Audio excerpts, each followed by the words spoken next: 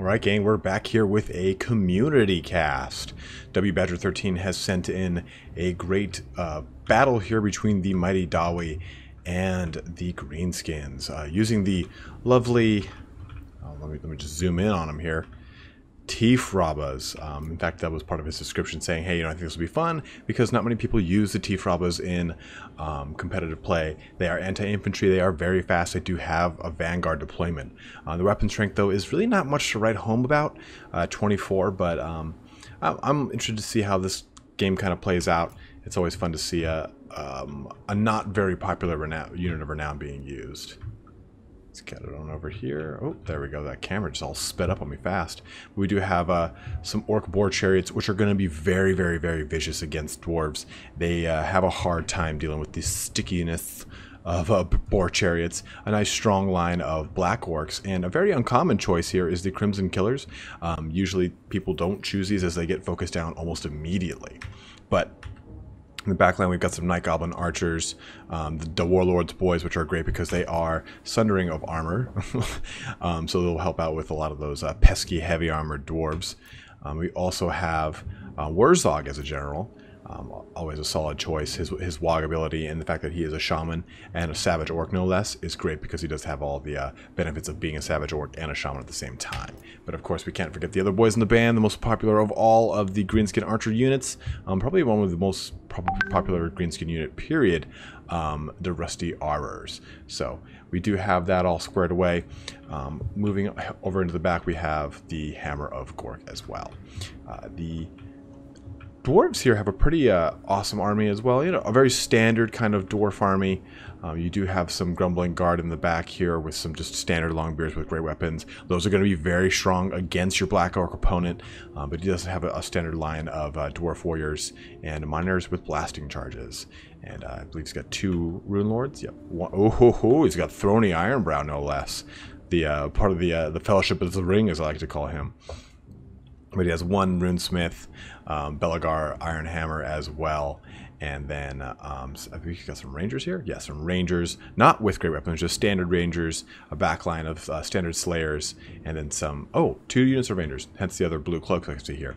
So 2 units of Rangers kind of skulking in the back as well. Then we have another unit of Slayers defending the backline of the Gobblobber. So a very standard kind of army here. I'm very interested to see how this kind of matches out because, you know, very iconic matchup here between the Dwarves and the Greenskins. You see this quite often in the lore. Not usually in open field, usually in a dank, dark, underway cavern because that's what the Dwarves like to live in. We already have, though, that TEEF Robbers going to town, that backline, trying to get some action there. Oh, look at that, though. Got the blasting charges in, ruining the charge on those black orcs, but the other one's going to slam into the sides of these dwarf warriors. Ugh. I'm a really big fan of Ironbreakers lately, having used them in some of our thematic battles. I'm really enjoying them. Let me get real into this one here. Oh yeah, Crimson Killer, some of my favorite units in the Greenskin repertoire. Anything with dual wielding, I'm a huge fan of. Look at that, those linebackers just slamming into the water boys. I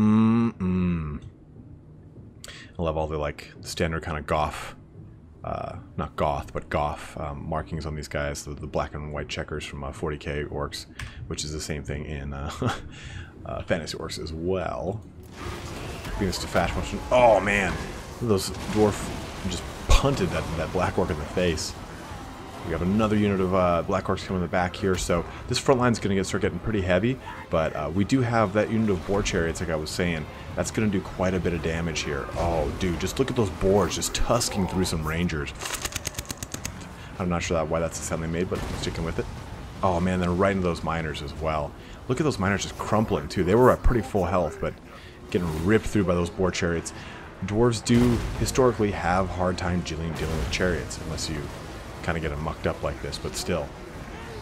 But the real question is, we have some Rangers firing on the line, we have some Archers in the back firing on the line, but where are the TEEF Robbers? They're doing their harassment thing here, coming full bore behind these Rangers. Boom, just knocking around the range. This is the second time Rangers just got them pinioned down by some chariot action here. Look at those little guys just going rabid in the back line.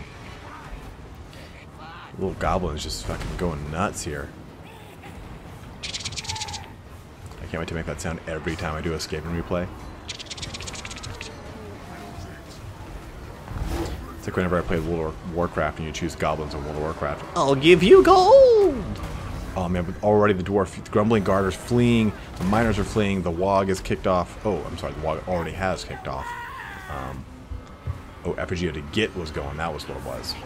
But the Rusty R is having a little trouble here. Got some Slayers that did do a pretty impressive feat of microing, side-skirted the entire line to make these Night Goblin Archers rout, and it's going to be a hard time for those Rusty R's to stay in it as well. Throny Ironbrow holding the line. Not a lot of magic damage coming out of these orcs, so it's going to be hard for them to put him down. But still, the fucking TEEF ROBBAS are just mopping up the back line here. Anything that's fleeing, they're just going to hunt them down to the dead of the night. This Goblobber is in pretty bad shape here. Now it's completely exposed. The TEEF ROBBAS can do quite a number on it. But the Orc Boar Chariots came back online, so they'll be able to slam into any unprotected unprotected flanks here. But we have a pretty mass rout in the Dwarves, which are a pretty high leadership army, very quickly.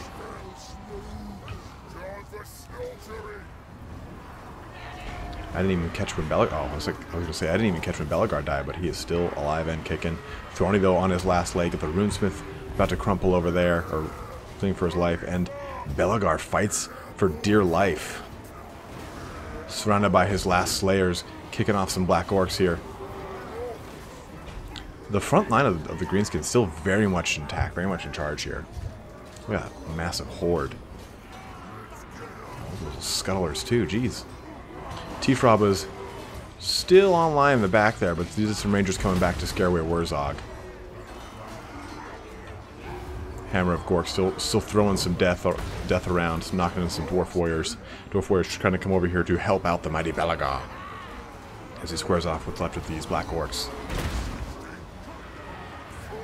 Throny Ironbrow still alive. Did not expect that. That increased damage resistance, and in fact that he is also ethereal, is going to make him quite hard to put down. The Belagard is now fully routing. This spells doom for the dwarves. All that's left are pretty much the frenzied units, the Slayers on both ends, kind of throwing in their last bit as they hope to die an honorable death, as befitting. Oh my God, that has no head. This is a game for children. But the Slayers do take an oath, saying that they will fight a glorious death worthy of a worthy opponent. That's why you have Dragon Slayers, and Giant Slayers, and Troll Slayers. All of them typically in the actual rulebook denote a very important level of ranking. I believe it's Dragon Slayers are the lords for the Dwarf Army book. If those of you that play Dwarves do correct me on that. But I do want to load another replay here. It's not very long. We'll just jump right on into it. Let's see here. Ah, there it is. This is between Gobbo King as the Wood Elves against Cassian 1308 as the Warriors of Chaos. Gobbo King did request that I do a front-facing camera on this, turning on my webcam, but you'll find that it's not quite necessary. But Gobbo King's army consists of the mighty Dearth, or I'm sorry, just a treeman. Oh, got ahead of myself. I thought that was Dearthu. But the Glade Lord here, little hybrid specialist, little archery action going on. That is something that we're going to be seeing with the Dark Elves and the High Elves as well. The Dark Elves' female counterpart will actually be a melee unit, while the High Elves' female counterpart will be a ranged unit. So contrary to the way this is done with the female being a ranged unit for the Wood Elves as well. But a mighty charge of Hagbane Glade Riders there. Got quite the standard, not quite the standard, but quite the good composition here with this Chaos army. A lot of Chaos Warriors with all the shield actions, so they're going to be able to really take in a lot of damage from the archers. We do have the mighty Flight of the Eagles here. Not only do they've got 2 units of Hawkers, they've got the Dragon, and they've also got a Spellsinger on an Eagle as well. So we've got a lot going on in the back line. And then on top of that, they have a pretty sizable force of units that they don't have anything that's got any magic damage up there, except from that Hell Cannon that's going to be able to damage these Treekin, with some Eternal Guard, which are AP as well, and a Treeman. But Kolak prods about with his dirty claw hooves, looking for some prey. Uh-oh. Uh-oh. Kolek is vastly out of place here. Not a good option. Uh-oh. Oh, no. Oh, the flight of the Wood Elves. Oh, my. This is not looking solid here. This is going to be a very... Oh, look at that. Just like fucking flies on shit. Oh, they're just badgering the mighty Kolek. Dropping thunder all over himself to try and save him. No, nothing could save you now, Kolek. Oh my god. This is...